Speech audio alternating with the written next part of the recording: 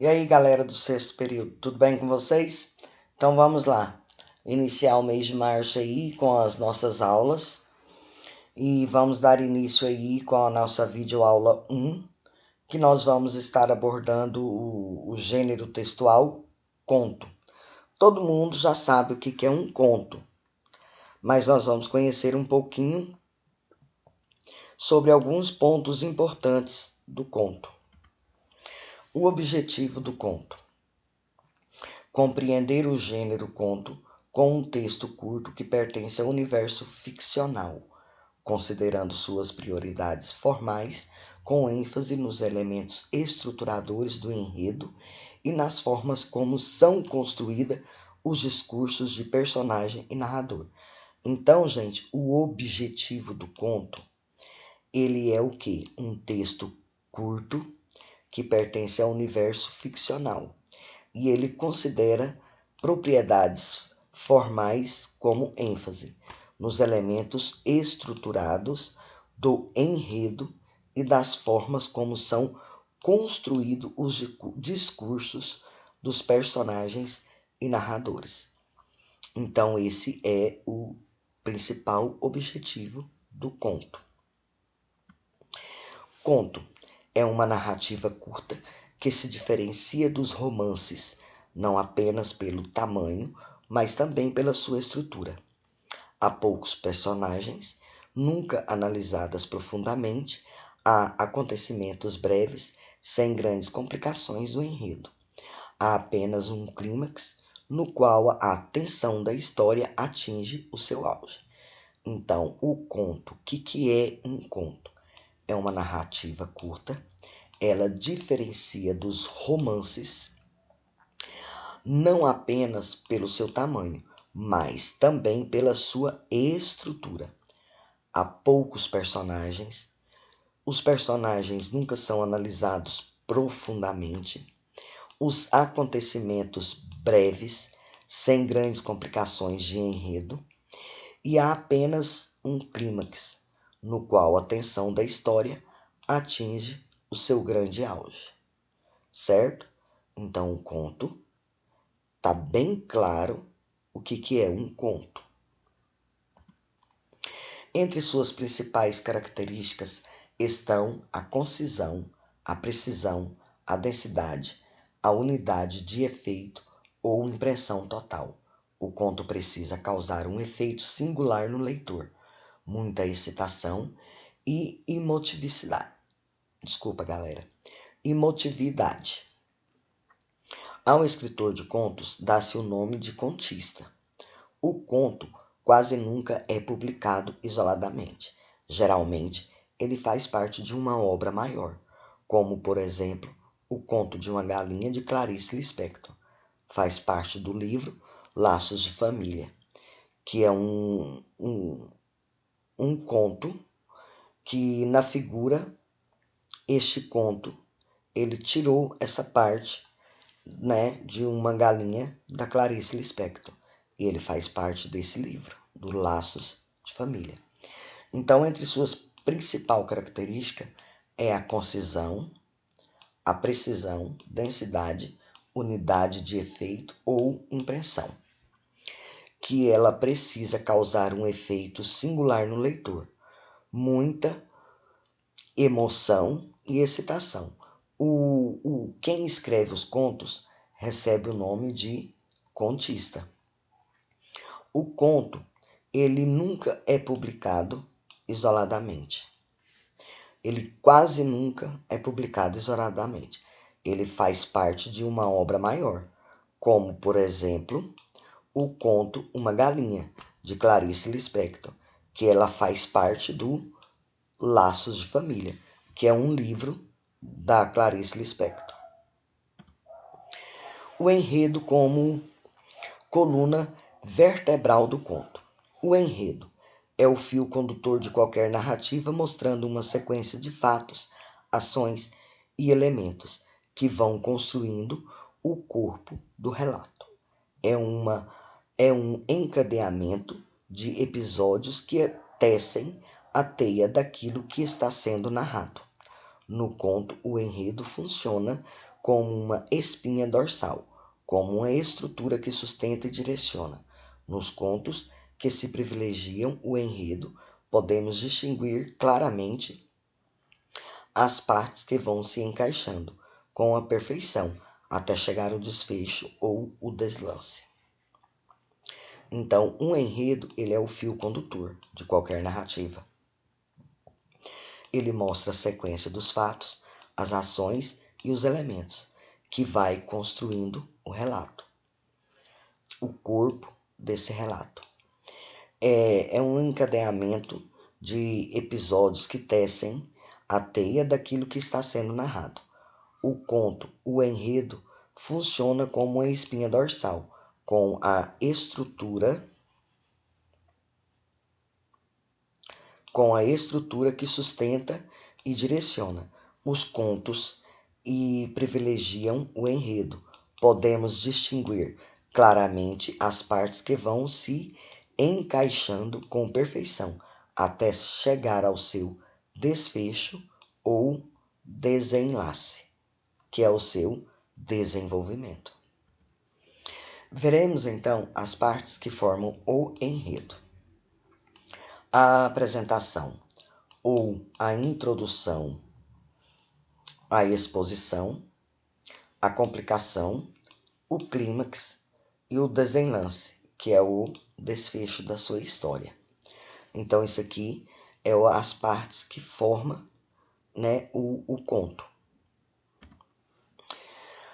Aí nós entramos na questão de quem está falando. Em primeira pessoa, o personagem principal conta a sua história. Este narrador limita ao saber de si próprio.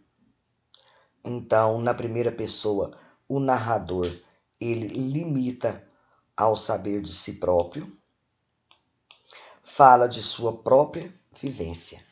Então, na primeira pessoa, lembra-se que o narrador, né, ele limita ao saber de si próprio e fala de sua vivência, de sua experiência. Agora, já na terceira pessoa, o texto é narrado em terceira pessoa. Neste caso, podemos ter o narrador observador. O narrador limita-se a descrever o que está acontecendo, falando do exterior, mas nos colocando dentro da cabeça da personagem. Assim não sabemos suas emoções, ideias e pensamentos. O narrador apenas descreve o que vê, no mais especula. Então, esse narrador observador, ele vai falar o que está acontecendo, o que ele está vendo. E ele descreve o que ele vê. O narrador apenas descreve o que ele vê. Ou, quando quer mais alguma coisa, ele faz o quê? A especulação. O narrador onisciente é aquele que conta a história. O narrador tudo sabe sobre a vida dos personagens, sobre seus destinos, ideias, pensamentos, como se narrasse de dentro da cabeça dele. Então, o narrador onisciente, ele conta essa história, ele viaja, ele entra na vida do personagem, ele conhece tudo sobre o personagem. Então, ele fala com os mínimos detalhes. Tranquilinho aí, galera? Aí também tem os diálogos. Dentre os componentes da linguagem do conto, o diálogo é o mais importante de todos. Está em primeiro lugar. Por ser dramático, o conto deve ser, tanto quanto possível, dialogado. Os conflitos, os dramas residem na fala das pessoas, mas palavras ditas, não no resto. Sem diálogo, não há discórdia, desavença, e sem isso, não há um conflito, nem ação. Então, o diálogo é da parte mais importante, porque ele está em primeiro lugar. A ser dramático, o conto deve ser, tanto quanto possível, dialogado. E esses conflitos, os dramas, eles residem na fala das pessoas, nas palavras ditas, não no resto. Sem o diálogo, não há discórdia, desavença e nem isso. E sem isso, não há conflito e nem ação. Se você não tiver o diálogo dentro do seu texto, do seu conto, você não vai ter os conflitos, as palavras ditas, os dramas, que isso tudo reside aonde? Na fala das pessoas. E você não vai ter nem ação. Aí também já entra, galera, a questão do discurso direto e o discurso indireto. Então nós vamos conhecer aí um pouquinho e saber o que é o discurso direto e o discurso indireto. Gente, isso aqui cai muito. Isso aqui pega muito neguinho. Porque muita gente confunde isso aqui, ó. Discurso direto e discurso indireto. Então vamos lá. No discurso direto, as personagens conversam entre si. Usa-se travessões, além de ser o mais conhecido e também predominante no conto. Então, o discurso direto, os personagens conversam entre si. Usa travessão e, além de ser o mais conhecido, ele predomina no conto. Então, o discurso direto, ele predomina no conto.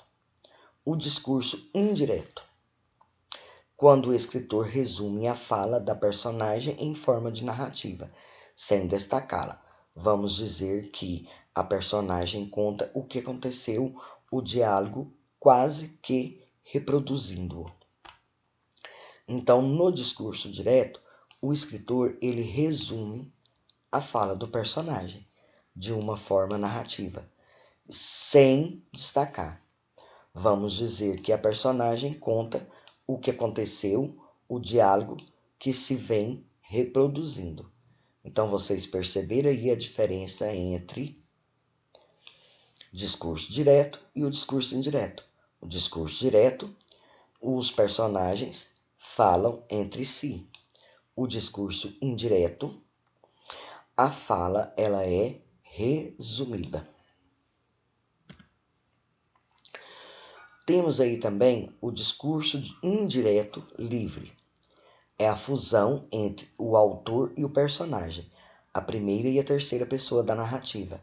O narrador narra, mas no meio da narrativa surgem diálogos indiretos da personagem, como o que complementando o que o narrador disse. Então, monólogo interior ou fluxo de consciência é o que se passa dentro do mundo psíquico da personagem, falando consigo mesma. Então, o discurso indireto livre, ele é a fusão do autor com o personagem, primeira e terceira pessoa da narrativa. O narrador narra, mas no meio da narrativa entra o diálogo indireto da personagem complementando o que disse o narrador. O monólogo interior é o fluxo de consciência, o que se passa dentro do mundo psíquico da personagem, falando consigo mesma. Beleza? Então, o monólogo interior é o personagem falando consigo mesma. E o indireto livre é a fusão entre o autor e o personagem. Beleza? Vamos aí a um conceito de conto. É uma obra de ficção, um texto ficcional. Cria um universo de seres e acontecimentos de ficção, de fantasia ou imaginação, sendo mais curto que a novela ou um romance. O conto tem uma estrutura fechada, desenvolve uma história e tem apenas um clímax. O conto é conciso. Então, um conceito de conto é a obra de ficção, um texto ficcional. Ela cria um universo de seres e acontecimentos de ficção, de fantasia ou imaginação, sendo mais curto que novelas ou romance. O conto tem uma estrutura fechada, desenvolve uma história e apenas um clímax. O conto é conciso. Então é bom lembrar que o conto quase nunca é publicado isoladamente. Então vocês sempre têm que lembrar disso. O conto quase nunca é publicado isoladamente. Geralmente ele faz parte de uma obra maior e uma coletânea de contos, por exemplo, certo?